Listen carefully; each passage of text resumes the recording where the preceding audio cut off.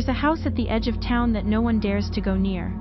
It's been abandoned for years, yet people keep seeing something, or someone, watching from the upstairs window. Who, or what, is the watcher in the window? Tonight, we explore a story that blurs the line between curiosity and fear, where some things are better left unseen. Welcome to episode 6 of Whispers in the Dark, Late Night Tales.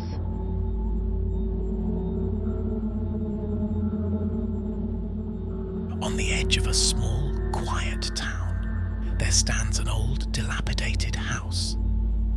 It's been abandoned for as long as anyone can remember, its windows boarded up, its walls covered in ivy.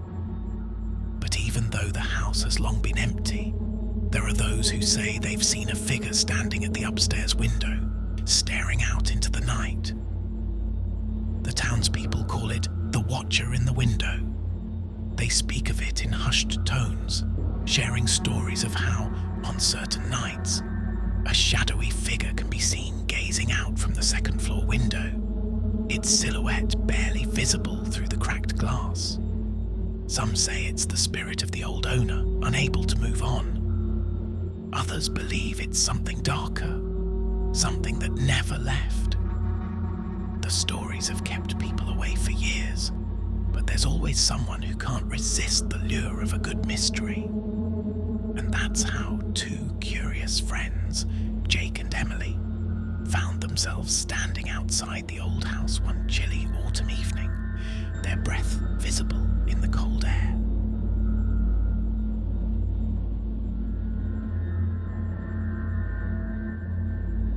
Jake had heard the stories all his life and wanted to prove they were nothing more than old wives' tales. Emily, ever the skeptic, agreed to join him, armed with her camera and a flashlight. As they approached the house, it loomed over them, its broken windows like empty eyes staring down. They hesitated at the front gate, looking up at the dark silhouette of the house against the fading light. Jake took a deep breath and pushed the gate open, the hinges groaning in protest. They made their way up the overgrown path, their footsteps crunching loudly in the stillness.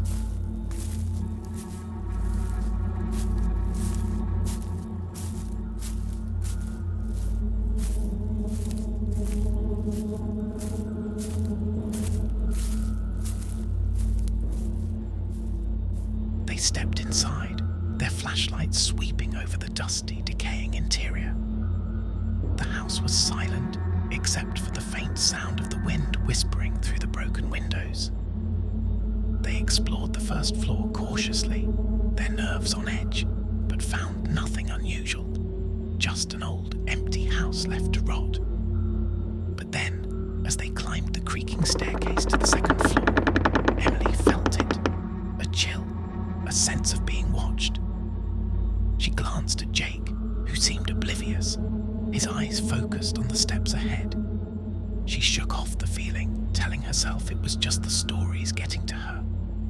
They reached the landing and turned towards the room where the Watcher was said to be seen. The door was ajar, the darkness beyond almost tangible. Jake hesitated, then pushed it open, his flashlight piercing the gloom. The room was empty, its walls lined with old, faded wallpaper, the floorboards creaking under their weight.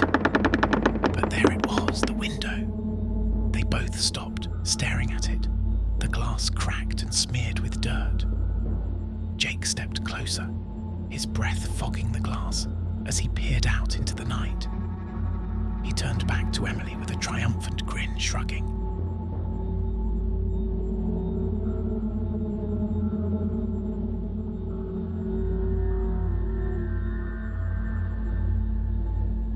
See, nothing here but an old window and a view of the woods.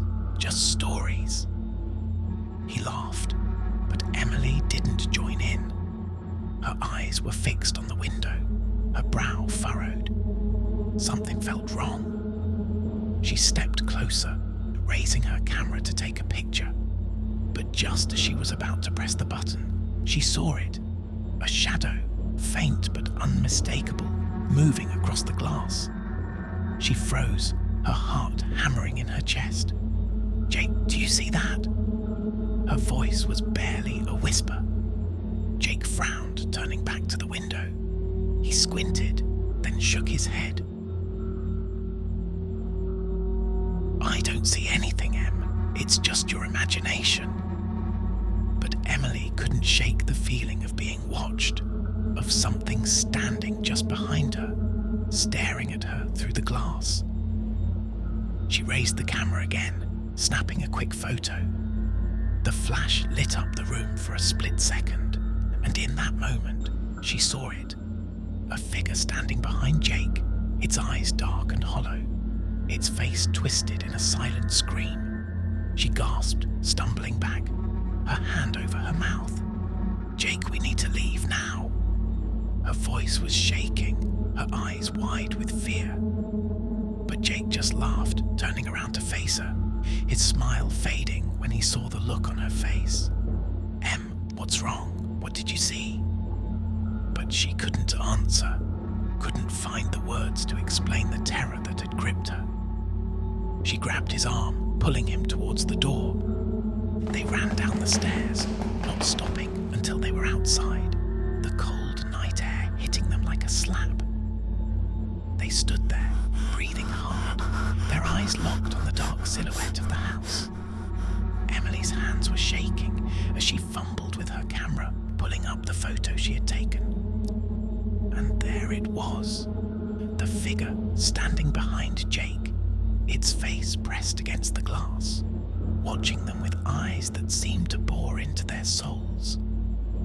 She showed it to Jake, and his face went pale, his hand trembling as he held the camera. What is that? What is that? He whispered, his voice barely audible. But Emily couldn't answer, couldn't take her eyes off the photo. They stood there for what felt like an eternity, the silence pressing down on them like a weight. Finally, Jake spoke, his voice shaky. "We have to go. We have to get out of here." They turned and ran, not stopping until they were back in the safety of their car, the house a dark shadow in the rearview mirror. They didn't speak, didn't look back, but the image of the watcher in the window haunted them, a reminder of the things they were never meant to see.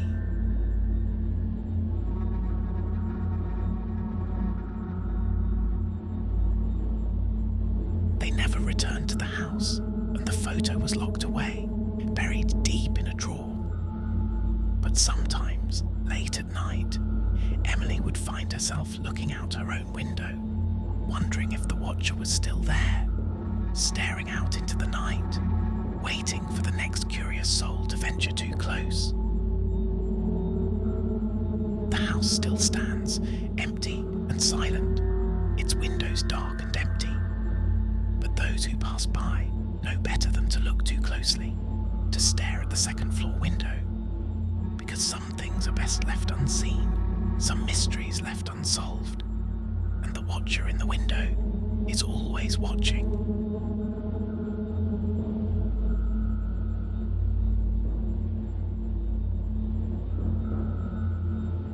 If you ever find yourself near that house, remember, don't look up, don't try to see what's watching, because some things can see you too. But remember, it's just a story. Or is it?